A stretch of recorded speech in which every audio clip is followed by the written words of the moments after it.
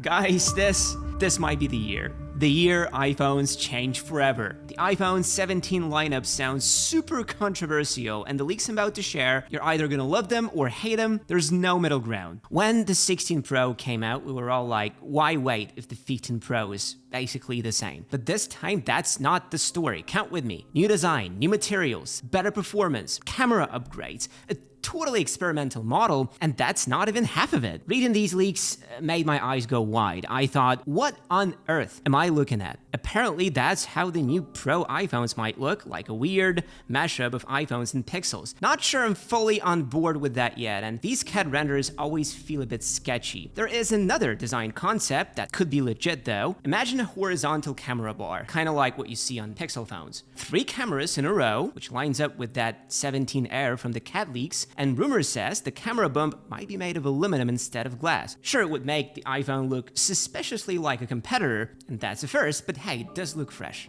Now keep this in mind when thinking about the Pro iPhones. Camera placement. Right now, the 3 lenses form a perfect triangle, so switching between them is super smooth. If they're lined up horizontally, that might not feel as seamless. And about spatial videos, unless Apple decides to scrap that idea, I don't see total camera layout change happening. Spatial video right now uses 2 vertically aligned lenses, the wide and ultra wide. That vertical spacing mimics the distance between our eyes, giving a real depth effect. With all the lenses in a straight line, that trick just won't work. And the leaked cases kind of prove my point. The camera bump is getting big this year. A horizontal bump with 3 cameras to one side and flash and LiDAR to another. Weird, I know. So no matter how much we want that fancy design, it looks like we'll get something closer to the CAD renders. And honestly, the only iPhones that look decent here are the 17 and 17 Air. And to make things worse for the Pro models, we might be saying farewell to titanium. The 17 Pro lineup could come with an aluminum frame and a back that's half glass and half aluminum instead of fully glass. The half and half approach is meant to boost durability up top while still allowing wireless charging on the bottom, kind of like the old Pixel 1.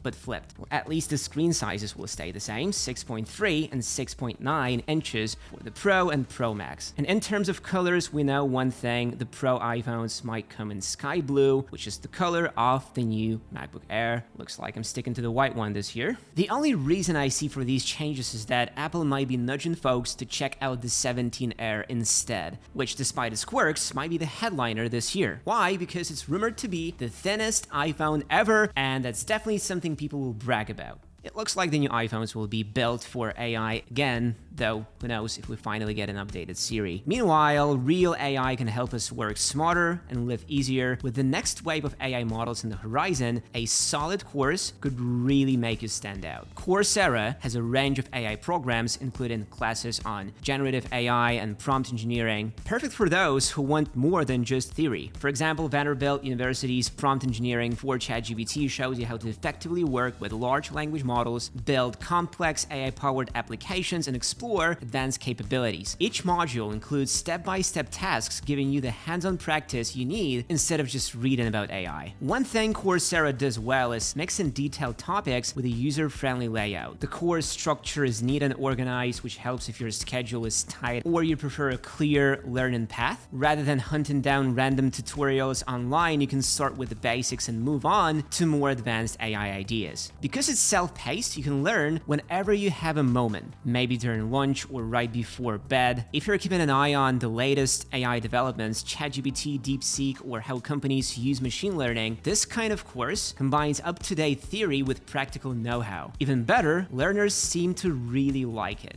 judging by high ratings and positive reviews. So if you're looking to boost your AI skills, now is a great time. Check out Coursera's top AI courses through the link in the description. And right now, there's a limited time offer of 40% off for 3 months that I urge you to take advantage of. Now, thickness is a huge debate. Leakers are basically out here racing to see who claimed the smallest believable measurement, and all the numbers they throw around are still higher than what the current iPad Pro has. Bloomberg's Mark Gurman, for example, thinks the 17 Air will be roughly 2mm thinner than the 16 Pro, so about 6mm. Jeff Pu backs the 6mm figure too. Ming Chi Kuo's even more optimistic, saying it could hit 5.5mm at its thinnest thinnest point. Personally, I'm all for shaving off any bit, like even 0.1mm, because it's all about weight and balance now. There's even been a video with a dummy recently, and it does look absolutely crazy. But can you imagine how much that 17R would wobble on the table with that camera bump? Speaking of cameras, you only have one. That's if you believe the rumors. One camera on the phone is gonna cost more than $1,000. Sure, the 16E had a single camera too, but that phone was only $600, probably $500 on sale, so I could let it slide. I'm really not convinced the 17R has a target audience. The weirdest assumption would be that it's for women. But if you ask your sister or your mom whether they prefer a super thin phone or something that looks $1 million,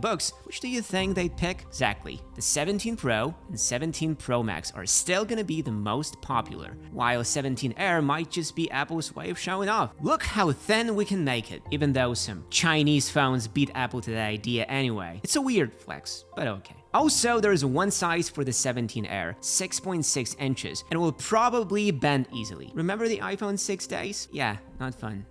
It hurts to say it, but apparently the 17R is real. There was even a leaked case for it. Like I said, this is a strange year for iPhones. By now you might be wondering, where's the iPhone 17 in all this? Well, it's basically just a spec bump. Same design, same sizes, same USB-C port, hopefully with new colors and cameras at least. Even though it's a minor upgrade, the 17 is still exciting because it's rumored to finally have Pro Motion like the other models. The 60Hz display has been the biggest letdown on regular iPhones. They fixed that. There might not be many reasons left to go Pro. Think about it. The iPhone 17 will have the same 6.3 inches as the current 16 Pro, aluminum just like the premium 17 Pro, a better camera system, possibly 4K slow-mo like the 16 Pro, and the same A19 chip, just slightly slower than the A19 Pro and the 17 Pro. Yeah, it might miss out on smaller features like log video or faster USB-C speeds, but honestly, who cares? If I wasn't a tech YouTuber, I would jump in a phone that's 90% Pro for 70% off the price. And speaking of similarities, every new iPhone this year will share the same front-facing camera at 24 megapixels, which is a jump from the 12 megapixels on the iPhone 16 lineup. That should give us much better image quality and more room to crop in without losing detail. Now be honest, does it actually matter to you? It's still gonna be full of that computational photography, add too much detail to faces and so on.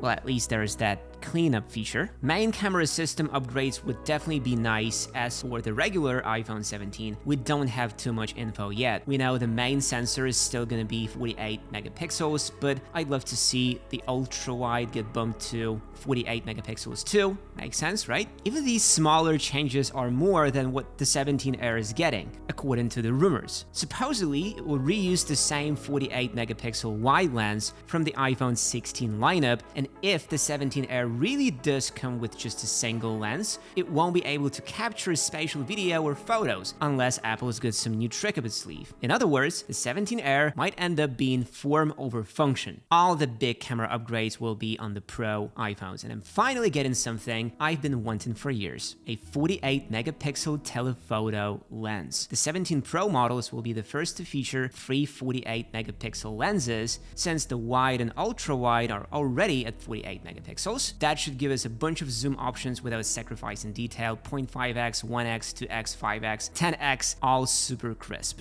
I love taking zoom shots because they compress the scene, bring the background closer, and really show off the details. I'm not sure if we'll get more than the current 25x digital zoom, but hey, I can dream. One thing though, AI image processing on newer iPhones is pretty insane. Some of my friends actually miss the grainier look of older cameras instead of the hyper-processed AI stuff we see now. The iPhone 17 Pro might also support 8K video. That's a jump from the current 4K, but it's just a rumor, so don't bet your house on it. Another rumor says the wide camera could have a mechanical aperture, letting you adjust how much light hits the sensor for better control over depth of field. iPhones currently have fixed apertures, but a variable one would give you more flexibility for that perfect blur. I remember Samsung tried this ages ago with the Galaxy S9, but it never really caught on. Maybe this this time it will stick. I really want Apple to improve the anti-glare coating on those lenses. The 16 Pro is already pretty good at handling glare, but I'm hoping the 17 Pro will be basically glare-proof. When I got my hands on the S24 Ultra, I was amazed by how much clearer its screen looked without all that reflection, and apparently the 17 Pro might come with a special display coating to reduce glare. The glass itself is also rumored to be tougher and more scratch resistant. Reports say all 4 phones will keep the action button and the camera control button. I wonder how that will feel on the super thin 17 Air. After using the 16 Pro for about half a year, I can't say I found the camera control button all that helpful. Most of the time I just use it to open the camera instead of going through menus. Hopefully we'll see some new tricks for it. Oh, and did you catch me saying 4 iPhones? That's 1 Air, 2 Pros, and a regular one. Yeah, you heard me. The Plus model might be going the way of the Mini. It's not confirmed, but since the 17 Air is in a similar size range, it would make sense to drop the Plus. Apple definitely likes to ditch things like dumping Qualcomm for their own C1 modem in the iPhone 16e. That same chip is almost certainly coming to the newest iPhones, boosting efficiency, improving connectivity, and so on. I just hope it's not the reason the 16e is missing U1 chip. Apple,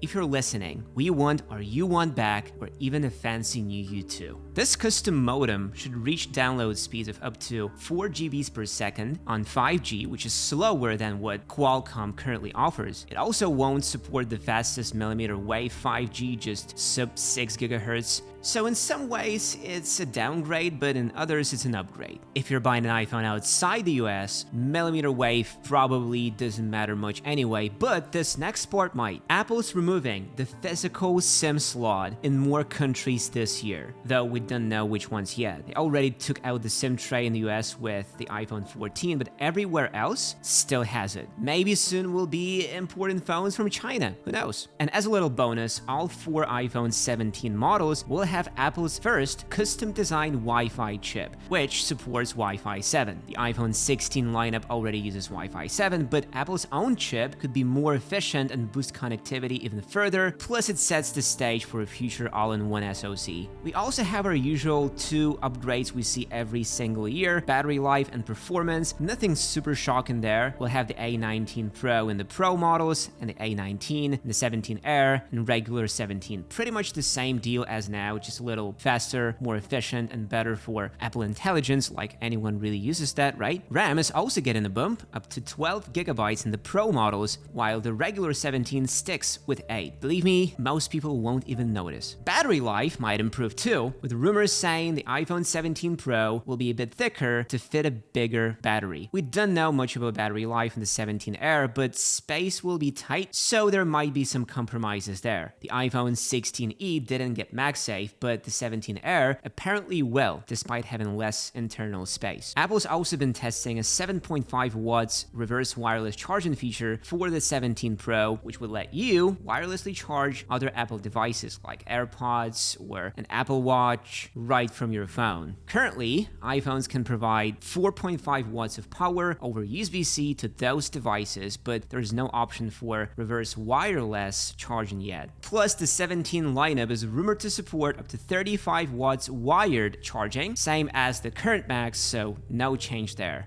Now, what you really want to know, price. We do this dance every year, fingers crossed that the price won't go up, and every year leakers say it's going up. This year might be the year it actually jumps, partly because the 16e is priced at $600. Honestly, I wouldn't pay more than $500 for that phone, so maybe start putting aside some lunch money. The iPhone 17 is expected to start at $799, and the 17 Pro at $999. The 17 Air, $899. Which is the same as the 16 Plus right now. That's all we can do. Just hope the prices don't spike too much. The updates this year are kind of polarizing. Each new iPhone has something that's both lovable and not so lovable. The 17 is basically a cheaper Pro with tried and true design. The 17 Air will be impressively thin but stuck with a single camera, and the 17 Pro and Pro Max may be a little ugly but packed with cool upgrades. Which one would you pick? Let me know in the comments. Thanks for watching, and I'll catch you in the next video.